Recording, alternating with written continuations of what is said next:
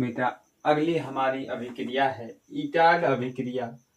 ईटाग अभिक्रिया में हम क्या करते हैं, टॉल्यूइन की क्रिया क्रोमिल क्लोराइड के साथ कार्बन टेट्राक्लोराइड विलायक की उपस्थिति में हम क्रिया कराते हैं। तो बेटा टॉल्यूइन से हमें क्या प्राप्त होता है, धीरे धीरे रिएक्शन होने के बाद जो योगात्मक उत्पाद हमें प्राप्त होता है उसका बेटा हम क्या करा लेते हैं, जल अपघटन करा लेते हैं। जल अपघटन कैसे, यहाँ पर OH और H जुड़ जाता है, तब हमें क्या प्राप्त हो जाता है, एक योगात्मक उत्पाद प्राप्त होता है जो जल के अणु को निष्कासित करके बेटा क्या बना लेता है, बेंजल्डिहाइड बना लेता है। इस अभिक्रिया को हम बेटा ईटाग अभिक्रिया कहते हैं।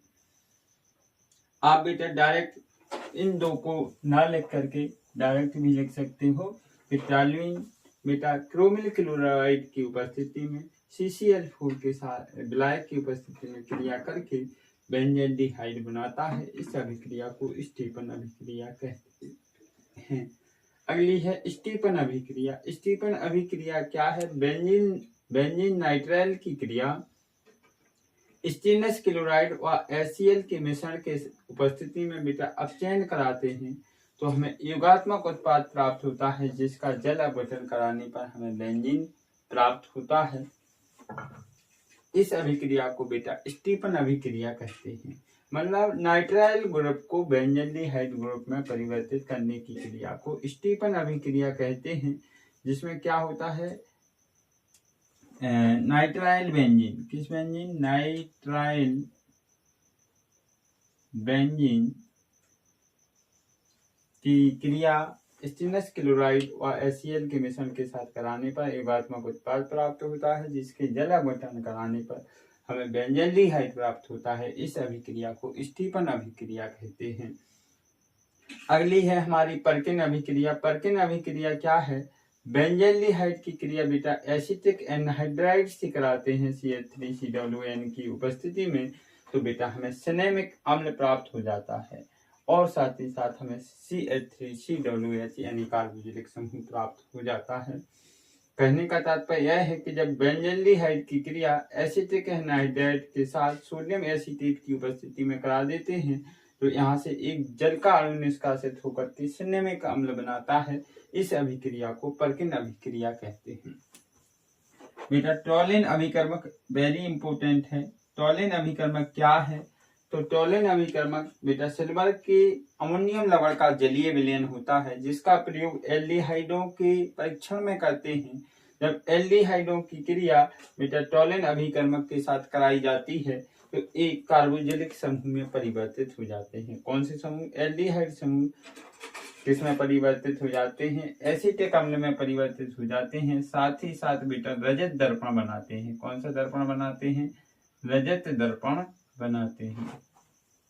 ऐसे ही बेटा जो फेलिंग विलयन है ये भी बहुत महत्वपूर्ण रिएक्शन है। और फेलिंग विलयन क्या है, कोई भी एल्डिहाइड है, जैसे ये एसिटाल्डिहाइड लिखा है, एसिटाल्डिहाइड की क्रिया बेटा क्यूप्रिक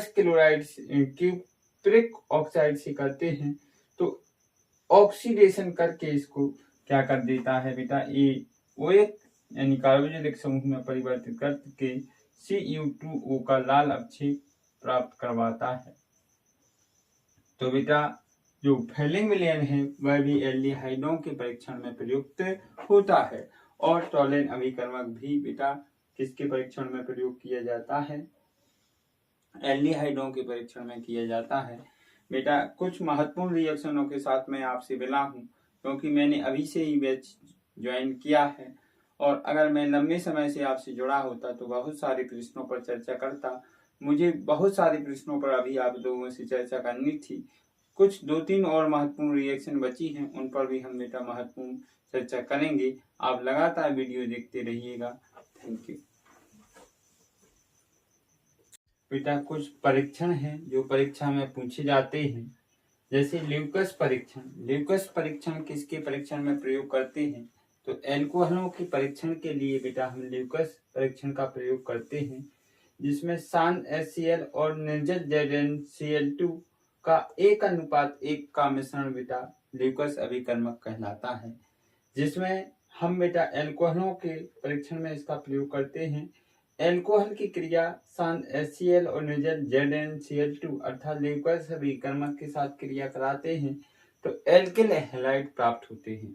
चूंकि प्राथमिक, द्वितीयक, तृतीयक एल्कोहल बेटा ल्यूकस अभिकर्मक से अलग अलग वेग से अभिक्रिया करके एल्किल हैलाइड बनाते हैं, इस अभिकर्मक को बेटा ल्यूकस परीक्षण कहते हैं। दूसरा है हमारा विक्टर मेयर परीक्षण। विक्टर मेयर परीक्षण भी प्राथमिक, द्वितीयक व तृतीयक एल्कोहलों के परीक्षण में प्रयुक्त होता है। ये बहुत महत्वपूर्ण होता है।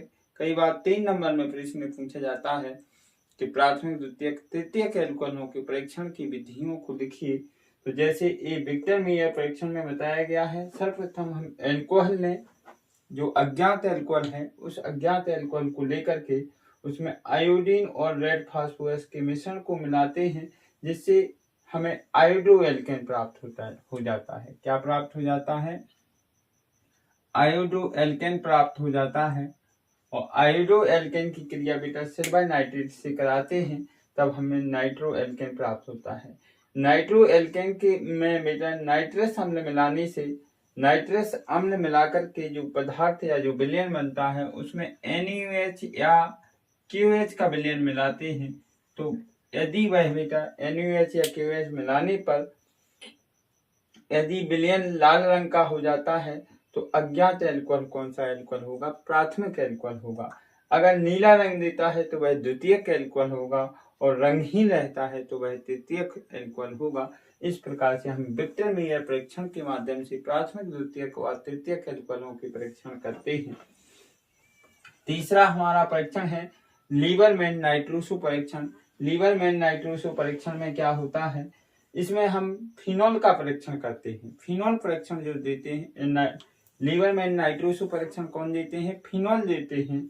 हम फिनॉल, सोडियम नाइट्रस यानी सोडियम नाइट्रस हम व शांत H2SO4 के विलयन को मिलाते हैं तो हमें एक पदार्थ प्राप्त होता है जो हरे नीले रंग का होता है। हरे या नीले रंग का होता है।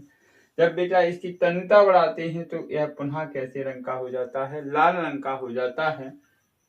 लाल रंग का हो जाता है। और जब बेटा इसमें NaOH मिलाते हैं तो यह पदार्थ पुनः कैसे रंग का हो जाता है? हरा नीली रंग का हो जाता है।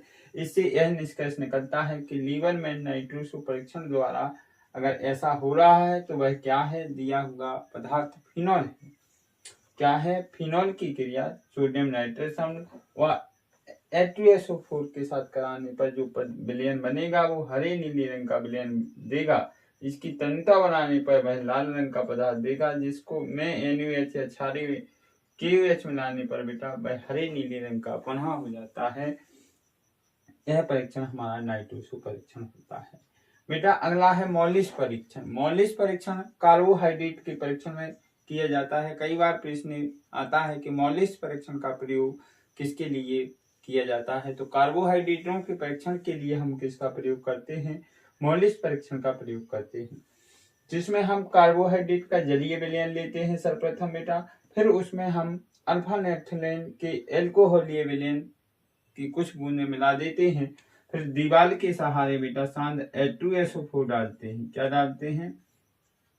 शांत H2SO4 डालते हैं तो यहाँ पर गोल गोल हल्के भूरे रंग की क्या धूम्र सर्किल बनते हुए नजर आते हैं। इससे यह निष्कर्ष निकलता है कि जो पदार्थ है वो क्या है बेटा? कार्बोहाइड्रेट है। तो कार्बोहाइड्रेट के परीक्षण में कौन से प्रयोग का प्रयोग किया जाता है? मॉलिस परीक्षण का प्रयोग किया जाता है।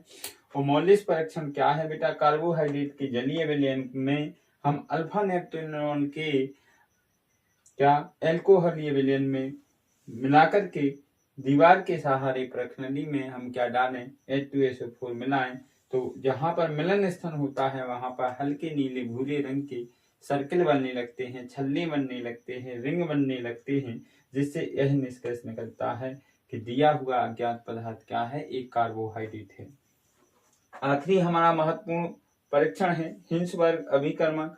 हिंसबर्ग अभिकर्मक का प्रयोग बेटा प्राथमिक, द्वितीयक व तृतीयक एमिनो के परीक्षण में इसका प्रयोग किया जाता है। हिंसवर्ग अभिकर्मक के साथ प्राथमिक और द्वितीयक एमीन क्रिया करते हैं, जबकि तृतीयक एमीन किसी भी प्रकार की अभिक्रिया नहीं करते हैं, क्योंकि तृतीयक एमीनों के पास ये हमारे द्वितीयक एमीन होते हैं और तृतीयक एमीनों के पास क्या कोई हाइड्रोजन समूह नहीं होता है, जिसके कारण वह हिंसवर्ग अभिकर्मक के साथ कोई क्रिया नहीं करते हैं। इस प्रकार से आपको बेटा अच्छे से पेपर देना है और अच्छे नंबर लाने हैं।